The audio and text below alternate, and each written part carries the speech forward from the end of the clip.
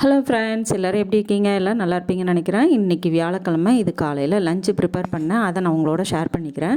பொதுவாகவே வியாழக்கிழமைனா கடலை குழம்பு வைக்கிறது ரொம்ப நல்லதும்பாங்க. நான் நைட்டே கருப்பு மொச்சை பயிறு இன்றைக்கி ஊற வச்சேன்.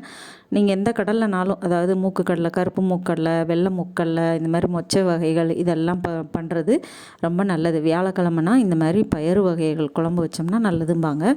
எப்பயுமே செய்கிற மாதிரி மெத்தடில் தான் இந்த மாதிரி காரக்குழம்பு செஞ்சேன். நான் கத்திரிக்காய் இருந்ததை மறந்துட்டேன். அதனால் லாஸ்ட்டாக நல்லெண்ணெயில் கத்திரிக்காயை வதக்கிட்டு குழம்பு எல்லாம் ரெடியானதுக்கப்புறம் மேலே போட்டு அது கூடயே போட்டேன் கத்திரிக்காவை.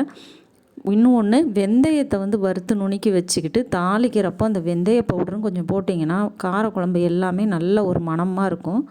அந்த மாதிரியும் செஞ்சு பாருங்கள். மற்றபடி எப்பயும் செய்கிற மாதிரி தான், காரக்குழம்பு செய்கிற மாதிரி தான். கத்திரிக்காய் மறந்துட்டேன், இல்லைனா ஃபஸ்ட்டே வதக்கிறப்போ கத்திரிக்காய் போட்டுக்கலாம். நான் மறந்ததுனால தனியாக வதக்கி அதில் ஆட் பண்ணிக்கிட்டேன். சூப்பராக ரெடி ஆகிடுச்சு. டேஸ்ட்டாக இருக்கும், ட்ரை பண்ணி பாருங்கள். சைடு நான் பீட்ரூட் பொரியல் பண்ணேன். பீட்ரூட் பொரியலும் எப்பயும் போல் தான், எல்லா காய்கறியும் பொரியல் பண்ணுற மாதிரி தான். லாஸ்ட்டாக கொஞ்சம் ஜீரகத்தூளை மேலே தூவி விடணும். வத்தத்தூள்லாம் போட்டுட்டு லாஸ்ட்டாக கொஞ்சம் இறக்குற நேரம் வறுத்த பொடி பண்ணி வச்சுருக்கிற ஜீரகத்தூளை கொஞ்சம் தூவி விட்டிங்கன்னா எந்த ஒரு பொரியலுக்குமே அந்த தூள் போடுறப்போ ஒரு நல்ல ஒரு மணமாக இருக்கும், நல்ல ஒரு டேஸ்ட்டும் கிடைக்கும். அந்த மாதிரி மெத்தடில் செஞ்சு பாருங்கள், சூப்பராக இருக்கும்.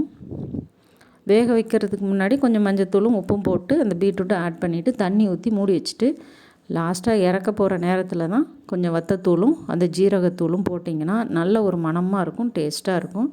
ட்ரை பண்ணி பாருங்கள் ஃப்ரெண்ட்ஸ். நான் இன்றைக்கி லஞ்சு செஞ்சதை நான் உங்களோட ஷேர் பண்ணிக்கிறேன். தேங்க்ஸ் ஃபார் வாட்சிங்.